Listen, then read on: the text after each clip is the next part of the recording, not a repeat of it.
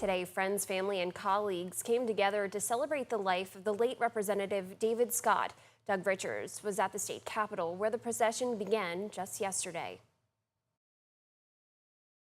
David Scott got democracy's version of the post-mortem royal treatment, his casket arriving at the state capitol to the sound of hoofbeats. Inside, more than 100 people had gathered to pay tribute to the congressman whose political career began in this building when Gerald Ford was president. Lord, the trouble of this world. They remembered Scott as a public servant who blazed trails as the first black chairman of the U.S. House Agriculture Committee and who looked out for those who lacked insider influence. Daddy, you fought the good fight.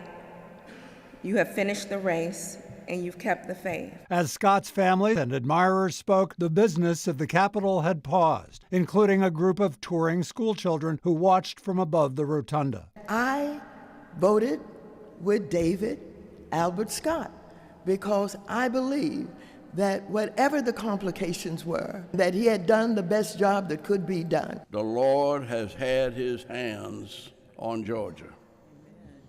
And nobody exemplified that any better than David Scott. Though Scott was a Democrat, one Republican colleague said Scott shed the party label easily. From the standpoint of our personal friendship, he's just a wonderful man and could have an honest discussion with him and find common ground on the majority of issues. The service at the Capitol was not David Scott's funeral. That will take place in Southwest Atlanta on Saturday. At the Capitol, Doug Richards.